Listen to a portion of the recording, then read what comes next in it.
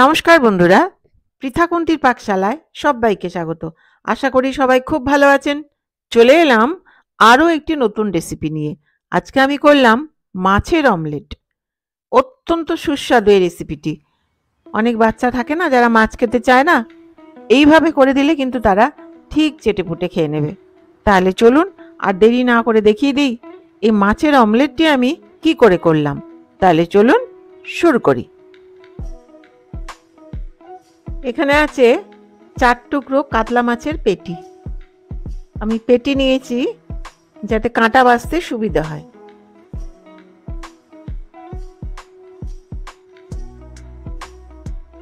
একটা ছোট সসপ্যানে আমি জল নিয়ে গ্যাসটা অন করে দিলাম। এবারে এর মধ্যে দিয়ে দেব এই মাছের টুকরোগুলো।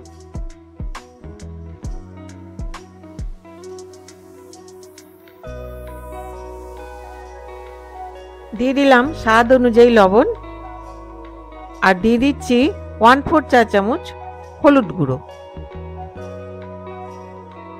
দিয়ে মাছটা সেদ্ধ করে নেব। 5 মিনিট ফুটিয়ে নিলেই মাছগুলো সেদ্ধ হয়ে যাবে। 3 মিনিট হয়ে গেল, মাছগুলো উল্টে দিলাম আর 2 মিনিট রেখে নামিয়ে নেব।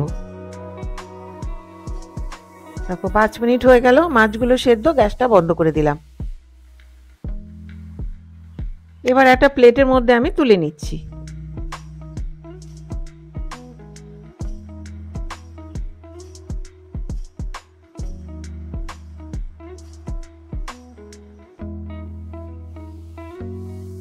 দেখো সেদ্ধ হয়ে গেছে মাছগুলো। এইবারে এগুলোর আমি কাঁটা ছাড়িয়ে নিচ্ছি।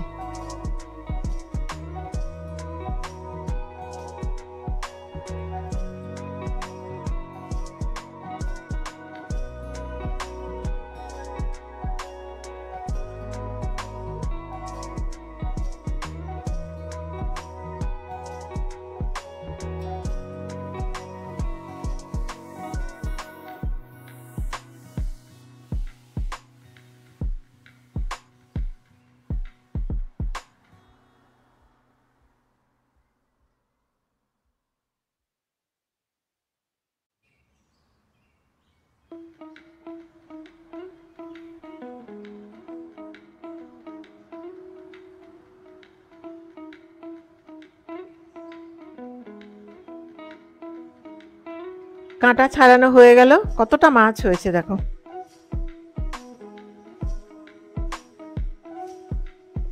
এবারে একটা গ্রাইন্ডার জারে দিয়ে দিলাম ওই কাঁটা বেছে রাখা মাছগুলো।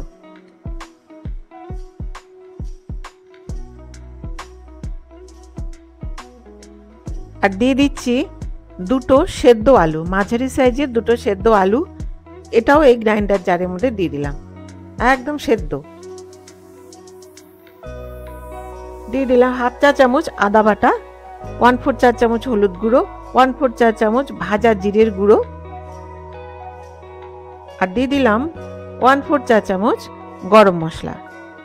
এর মধ্যে এবার দিয়ে দিচ্ছি খুব সামান্য পরিমাণে জল, খুবই সামান্য, যাতে পেস্ট করতে সুবিধা হয়।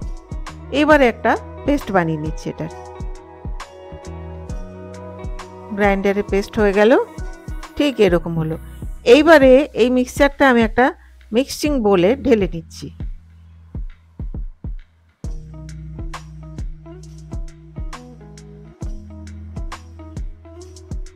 দিয়ে দিলাম স্বাদ অনুযায়ী লবণ। যে যেমন লবণ পছন্দ করবে দেবে তাদের স্বাদ অনুযায়ী। আর দিয়ে দিচ্ছি এবারে বাইন্ডিং এর জন্য 3 টেবিল চামচ বেসন। দরকার হলে আরো একটু দিতে হবে। খুব ভালো করে এবার মিশিয়ে নিচ্ছি।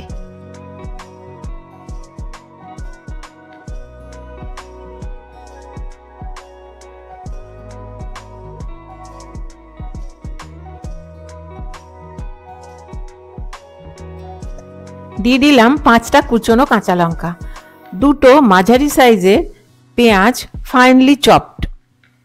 দিয়ে এটা খুব ভালো করে মিশিয়ে নিচ্ছি।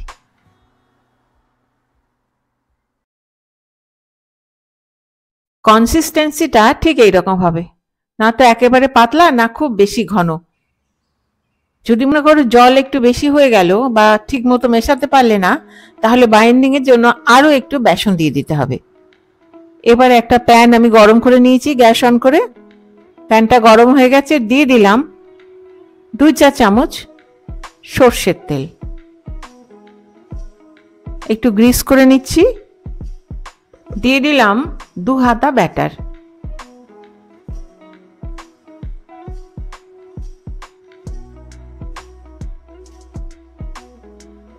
আমি তো গোল করে একটা শেপ দিয়ে দিয়েছি, কিন্তু যারা পারবে না তারা এরকম একটা তেজপাতা নিয়ে হালকা করে একটা গোল শেপ দিয়ে দেবে। ওপর পোর্শনটা জমে যাওয়া পর্যন্ত লো টু মিডিয়াম ফ্লেমে এটা রেখে দিতে হবে। ওপর পোর্শনটা জমে গেছে, ওপর থেকে দিয়ে দেবো এবারে 1/2 চা চামচ সর্ষের তেল। কেউ একটু বেশি তেলও দিতে পারে। দিয়ে খুব সাবধানে এটা উল্টে দিচ্ছি। নিচ পোর্শনটা গোল্ডেন ব্রাউন হওয়া পর্যন্ত রেখে দেব। নিচ পোর্শনটা গোল্ডেন ব্রাউন হয়ে গেছে, এবারে উল্টে দিলাম। দিয়ে যেমন অমলেট ভাঁজ করে ঠিক সেই রকম করে ভাঁজ করে দিচ্ছি, ঠিক যেমন দেখিয়ে দিচ্ছি এইরকম। এটা খেতে কিন্তু খুব ভালো লাগে। এবার একটা প্লেটে আমি তুলে নিলাম। একই রকম করে সবগুলো ভেজে নেব। এবারে 2 চামচ নয়, দিয়ে দিলাম 1.5 চা চামচ সর্ষের তেল। তেল যদি বেশি দিতে হয় তাহলে পরে দিতে হবে। এই সময় যদি বেশি তেল দেওয়া যায় তাহলে স্প্রেড করতে অসুবিধা হয়। আবারও দিয়ে দিলাম 2 হাতা ব্যাটার।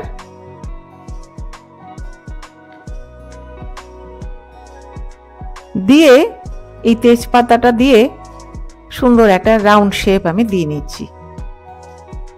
এটা যারা পারবে না তাদের জন্য। ওপর পোর্শনটা জমে গেছে, শক্ত হয়ে গেছে। এইবারে দিয়ে দিলাম 1/2 চা চামচ সর্ষের তেল। দিয়ে এবার এটা উল্টে দিচ্ছি।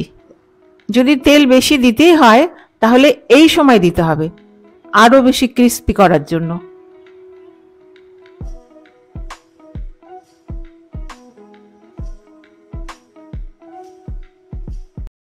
নিচের দিকটা গোল্ডেন ব্রাউন হয়ে গেছে, উল্টে দিলাম। দিয়ে অমলেটের মতো ভাঁজ করে দিচ্ছি। মনে রাখবে দুদিকেই কিন্তু গোল্ডেন ব্রাউন ভাজা হতেই হবে, না হলে ভালো লাগবে না। এটাও তুলে নিলাম। একই রকম করে সবগুলো ভেজে নিচ্ছি।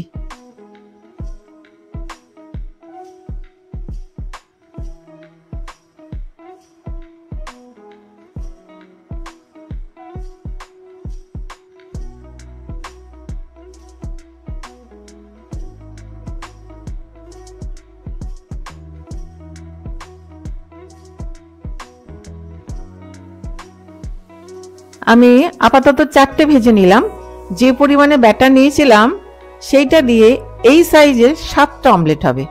কেউ আর একটু বড় করলে কম হবে, কেউ যদি আর একটু ছোট ছোট করে তাহলে আর একটু বেশি হবে। আজকে আমি এটা সার্ভ করব hot and sweet tomato chilli sauce দিয়ে আর শসা আর পেঁয়াজ দিয়ে।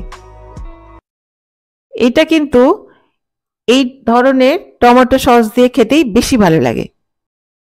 তাহলে আমার এই ভিডিওটি যদি ভালো লেগে থাকে তাহলে প্লিজ সাবস্ক্রাইব করবেন, give a thumbs up, share, আর হ্যাঁ, পাশে থাকা বেল আইকনটি প্রেস করতে ভুলবেন না, যাতে আমার ভিডিও নোটিফিকেশনগুলো সবার আগে আপনার কাছে পৌঁছে যায়। আপনারা বাড়িতে করুন, খান, আর আমাকে কমেন্ট করে জানান কেমন লাগলো। তাহলে দেখা হচ্ছে আরেকটি নতুন রেসিপি নিয়ে। আর আমার এই ভিডিওটি শেষ পর্যন্ত দেখবার জন্য ধন্যবাদ। ভালো থাকবেন, সুস্থ থাকবেন।